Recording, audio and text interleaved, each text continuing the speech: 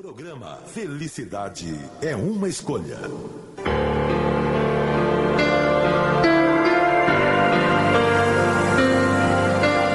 Bom dia, pessoal. Hoje eu cheguei atrasada hoje. O Wander falou assim: a semana passada você falou que você começou atrasada porque tiraram o seu, porque teve mais coisa para pôr. Hoje eu tô chegando atrasada. Eu falei: tá vendo? Subconsciente é duro. É verdade. Bom, eu tive um probleminha na vinda para cá, mas tá tudo certo, devagarzinho, a gente vai resolvendo as coisas. E de vez em quando a gente tem que realmente ter muita paciência para resolver alguma coisa. Você tem que pensar, tem que esperar, tem que contar até 100, de frente para trás, depois de trás para frente, para antes de você tomar medidas ou atitudes, né? Às vezes uma coisa dá errado e você pensa: poxa, mas coisa chata, vou deixar de fazer isso, aquilo.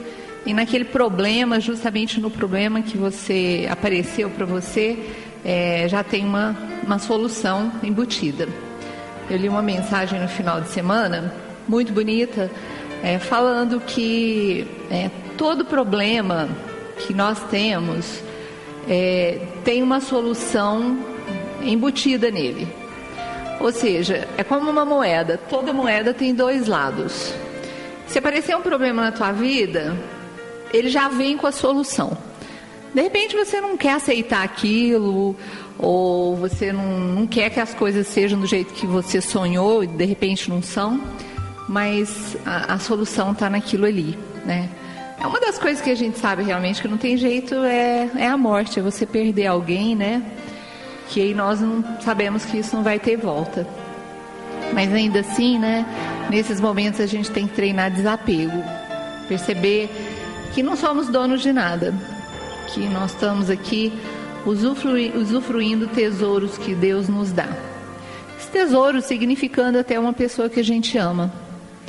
Às vezes um pai, uma mãe que você perde, como teve uma senhora que comentou que o pai dela morreu, e foi uma das coisas das mais tristes que eu ouvi no Apoiar. Ela falou: meu pai morreu, ele foi enterrado, quem deveria ter sido enterrada sou eu. Quer dizer, e o resto da vida dela, e os filhos, e o marido, e o que ela pode fazer para o mundo ainda, né? Então, às vezes a gente fica triste de ouvir alguém falar assim, como se a pessoa fechasse as portas do coração para todo o resto que Deus colocou na nossa vida. E por isso que o budismo está sempre falando: vamos ter gratidão pelas pequenas coisas. Esse final de semana eu fiquei muito inspirada com a entrevista da semana passada do Sr. Nelson e fiz uma dieta de comida orgânica. Assim, eu comecei de manhã só comendo coisas orgânicas. Na verdade, na sexta-feira eu praticamente só comi maçã, o dia inteirinho, maçã, suco de maçã, pedaço de maçã, só maçã. Eles falam que é uma das coisas que mais desintoxica o organismo é a maçã e a uva. Eu não tenho maçã orgânica por aqui, eu tirei a casca e comi a outra maçã mesmo. Mas, gente, faz uma diferença no organismo. Mas é muito interessante, porque vai chegando assim 3, 4 horas da tarde, a sua mente começa a gritar, que nem se fosse uma pessoa num asilo: tô com fome, me dá alguma coisa para comer, E eu já tinha lido que isso acontece, porque eu já fiz essas dietas. Às vezes eu passo algum dia tomando só chá, mas só com fruta eu não tinha passado. E aí eu fui fazer meditação. Minha mente estava lá gritando. E eu fui fazer meditação. E depois que aquela voz que grita, que está querendo comer, porque você não vai morrer de fome, você pode ficar muitos dias sem comer, sem morrer de fome. Depois que aquela voz acalma, você começa a entrar num estado diferente. Você começa a entrar numa paz, numa harmonia. Parece que a sua mente clareia. É como se aquele mundo de nuvens que a gente carrega internamente, é como se elas fossem se abrindo. E vocês veem que os livros sagrados todos falam em você não comer, né, e ficar alguns dias sem alimentar. Como é que chama isso mesmo, Wander? Esqueci o nome. Eles recomendam esse tipo de coisa, não é dieta não, gente, esqueci. Bom, enfim. Jejum? Jejum, justamente. Então, eu fiz 2 jejuns. Jejum da fala, Aí eu comentei com uma pessoa no grupo também, falou assim, você ficou o dia inteiro sem conversar? Eu falei, fiquei o dia inteiro sem conversar. Gente, mas eu morro se eu ficar o dia inteiro sem conversar. Gente, como que pode, né? Nós precisávamos, todo mundo precisava fazer um dia de silêncio, um jejum do silêncio. Ficar em silêncio o dia todo. Precisa conversar com alguém? Escreve num papel. São coisas que a gente faz no nosso lar, que não custa nada, que trazem um benefício imenso para a saúde e a gente não está disposto a fazer. Fala a verdade, você está disposto a fazer ao menos um teste? A maioria das pessoas fala, você está doida. Bom, mas não é doido tomar refrigerante, que é uma água suja, não é doido comer esse mundo de comida enlatada, ensacada, empacotada que está por aí, né?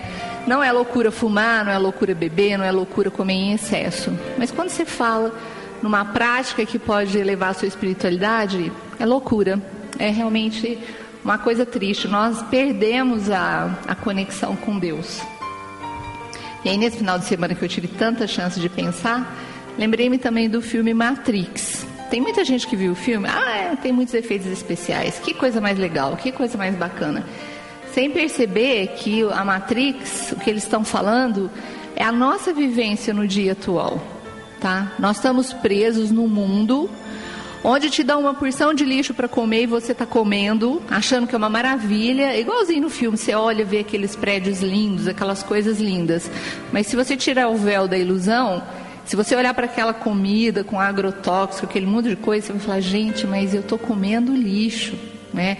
Se você pega uma bebida alcoólica, ainda que tem estudos que falam que um copo de vinho por dia faz bem, cada hora eles falam uma coisa, a gente nem sabe o que faz, né? A gente vê quanto de coisa você faz no seu dia a dia.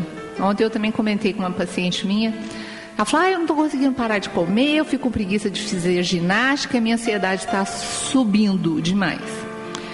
Eu falei, escuta, pensa assim, se você perguntar para a tua mente, que infelizmente é um ser inferior que está dentro de nós, você quer comer uma comida bem saudável, uma saladinha, ou você quer comer uma comida bem gostosa, com bastante gordura, com bastante bacon, e um sorvete bem gostoso, com bastante castanha, chocolate, e ficar sentada na frente da televisão uma semana só comendo e bebendo e assistindo televisão?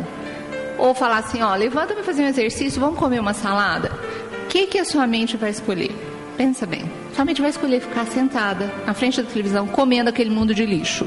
Quanto mais ruim para a saúde, mais a gente tem vontade de comer.